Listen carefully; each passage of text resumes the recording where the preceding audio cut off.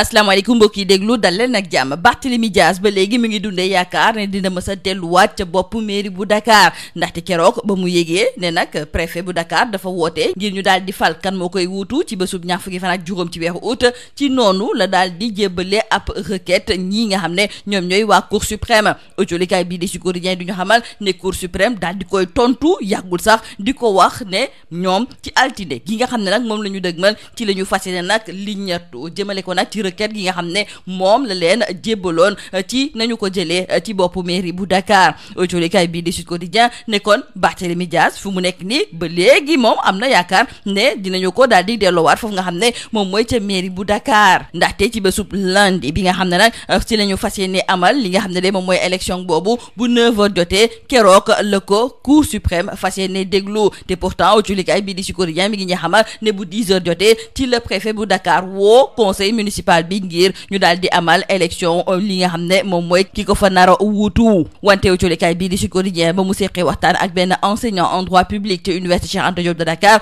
moom la mu gis moom mooy nag ne préfet de Dakar mënoon na xaar rek ba Cour suprême daal di joxe ndogalam ngir ñu daal di mën a amal li nga xam ne moom mooy élection boobu. en tout cas nañu jàpp ak autolikaay bii di Le Quotidien ne bésub altine bi nga xam ne nag moom la ñu dëgmal nekk na bés bu am solo ci ki nga xam ne de moom mooy Barthélémy Dias ndaxte ci bés boobu le Cour suprême fas yéene nag li ñettu requête bi nga xam ne moom la ko daal di jébbaloon. autolikaay bi di Walf Quotidien gis nag ne ab pëccxoo dafa am ci élection wu mairie bu Dakar. tribune yéene kaay di ko ci feelu di xamle ne li am ba des moom mooy ne Cour suprême ñoom ci lundi bii nga xam ne nag moom la ñu dëgmal ci la ñu fas yéene déglu ki nga xam ne moom mooy Barthélémy Dias li ñettu lépp lu jublu ci wàllu requête am boobu. Cour suprême kon fu mu nekk nii daal di nay yokk suspense bi loolu autolikaay bi di L'As daal di wax. autolikaay bi di Vox Populi di ci dolli di xam ne Barthélémy Dias yokkalaat nañu ko yaakaar ndaxte ñi nga xam ne ñoom ñooy waa Cour suprême ci altine bi nga xam ne moom la ñu dëgmal te mu nekk bés bi nga xam ne ci la ñuy amal élection foofu nga xam ne moom mooy ca mairie bu Dakar moom ci la ko Cour suprême fas yéene déglu. autolikaay bi di L'As moo xëy tey ji jukki jëmale ko ci fukk ak ñeenti mesures yi nga xam ne nag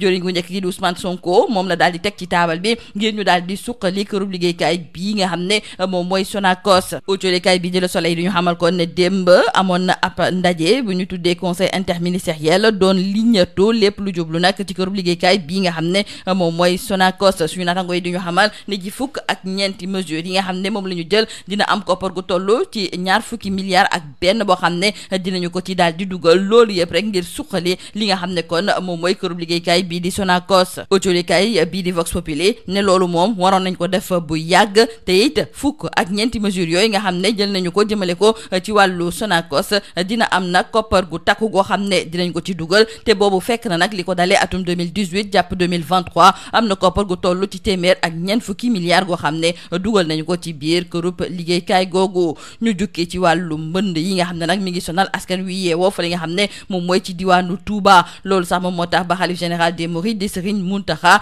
jox dogal waa Touba ca kanam ngir ñu xool ba xam naka la ñuy mën a fexe ba ñi nekk nag ci wàllu ndox bi mu sonal leen torop ñu jëlee leen fa. autolikaay bii di Vox Populi mi ngi ñuy xamal ne kii di Serigne Abibou Mbacké Falilou moom daal di nay woo képp koo xam ne murit nga ngir nga ñëw jàpp ci liggéey bi ñi nga xam ne dañoo daal di am seen kër Touba te daal di koy tëj wala boog terrain yoo xam ne kenn nekku fa ñu jox ko nag ñi nga xam ne ñoom ñoo lorule ci lii nga xam ne moom mooy ndox boobu. autolikaay bii di Vox Populi di ci yokk di xam le it ne lu weesu diwaanu Touba fa li nga xam ne moom mooy ca Thiès tamit démb taw na fa ay taw yu métti ba mu am nag ay gox ak ay tali yu bëri yoo xam ne kenn mënatu faa jaar. njiitu réewum Sénégal di Bassirou Diomaye Diakhar Faye ma nga fa li nga xam ne moom mooy ca Japon wante autolikaay bii di Le Soleil mi ngi ñu xamal ne foofu lu weesu nag ndaje bi nga xam ne moom moo ko fa yóbbu mi ngi ci profité waale nag ngir amal ay waxtaan noonu la amalee démb ca Yokohama ay waxtaan ak directeur général adjoint bu FMI ak tamit directeur du département Afrique bu FMI.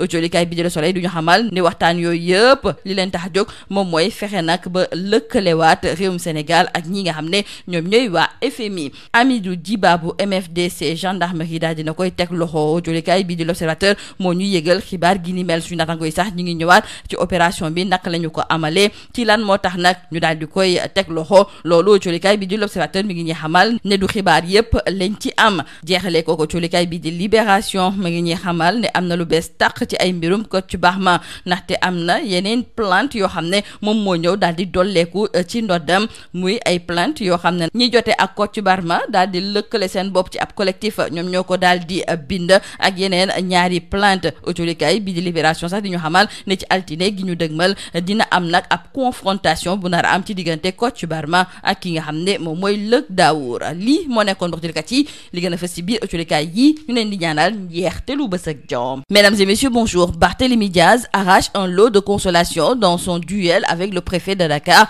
après la décision le déclarant démissionnaire de son mandat de conseiller municipal. En effet, nous disent nos confrères du journal Sud Quotidien, la Cour suprême a donné acte à la requête introduite le 21 août par l'ancien maire de Dakar et leader du mouvement Sénégal Bi Nu Bokk aux fins de la suspension de l'exécution de cette décision prise par le préfet de Dakar le 11 décembre 2024 dernier. Et dans une ordonnance rendue publique hier, vendredi, Madame Aïssatou Diallo Ba, conseillère déléguée par le premier président de la Cour suprême, a fixé l'examen de cette demande au lundi 25 août à partir de 9h. Et nos confrères du journal Le Sud Quotidien notent que ce même jour, à 10h, le préfet de Dakar a convoqué le conseil municipal afin de procéder à l'élection du successeur de Barthélémy Diaz. Et nos confrères du journal Le Sud Quotidien ont interpellé un enseignant en droit public à l'université Cheikh Anta Diop de Dakar et ce dernier a estimé que l'élégance républicaine aurait pu amener l'autorité préfectorale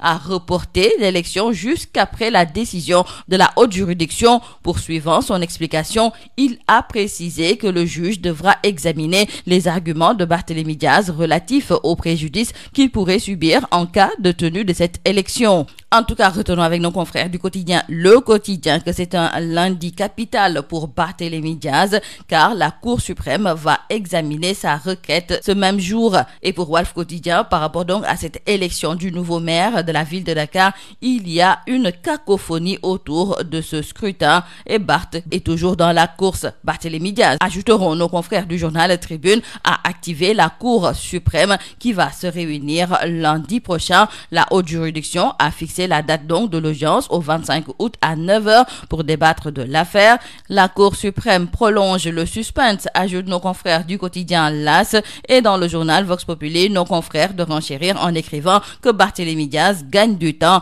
La Cour suprême statue lundi prochain et ce jour sera aussi jour de scrutin. Parlons à présent avec nos confrères du quotidien L'As de ces 14 mesures prises pour sauver l'entreprise Sonacos. Nos confrères nous indiquent que c'est un antidote de choc du Premier ministre Ousmane Sonko. Dans le quotidien Le Soleil, nos confrères nous expliquent que le Premier ministre Ousmane Sonko a présidé hier un conseil interministériel consacré à la Société nationale de commercialisation des oléagineux du Sénégal. Ousmane Sonko a annoncé une batterie de 14 mesures pour soutenir la relance de ce fleuron industriel dont les besoins cumulés sont estimés à un peu plus de 21 milliards de francs CFA. Dans le journal Vox Populi, nos confrères d'ajouter que ce sont 14 mesures qui sont prises pour relancer la Sonacos qui a déjà englouti 140 milliards entre 2018 et 2023. Parlons à présent avec nos confrères du journal Vox Populi de la recrudescence des inondations à Touba avec le khalife général qui appelle à un vaste élan de solidarité envers les sinistrés. Et Serigne Mountakha a donné instruction à Touba Ca Kanam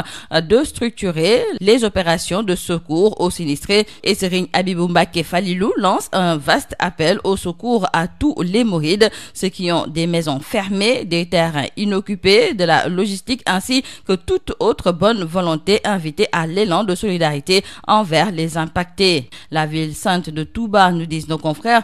paie un lourd tribut concernant donc ces inondations et comme si cela ne suffisait pas, l'on nous signale toujours dans le journal Vox Populi qu'hier aussi qu'il a beaucoup plu à Thiès et les eaux ont semé la désolation. Plusieurs quartiers et axes routiers ont été pris dans les inondations. Le chef de l'État Bassirou Diomaye Diakhar Faye se trouve actuellement au Japon et hier vendredi, nous disent nos confrères du quotidien Le Soleil à Yokohama, il a reçu en audience le directeur général adjoint du FMI et le directeur du département Afrique de l'institution. Et selon nos confrères, les échanges ont porté sur les perspectives économiques du Sénégal. Cette rencontre a permis de réaffirmer la volonté commune de renforcer le partenariat stratégique entre le Sénégal et le FMI. Et nos confrères nous rappellent que le chef de l'État avait déjà reçu le directeur général adjoint du FMI lors de sa visite à Washington le 9 juillet et ce dernier lui avait s'est assuré du soutien continu du FMI alors que le Sénégal s'efforce de résoudre l'affaire de déclaration erronée. Et cette nouvelle audience intervient au moment où une mission du FMI séjourne au Sénégal. Dans le journal L'Observateur, nos confrères nous informent que Hamidou Djiba du MFDC a été arrêté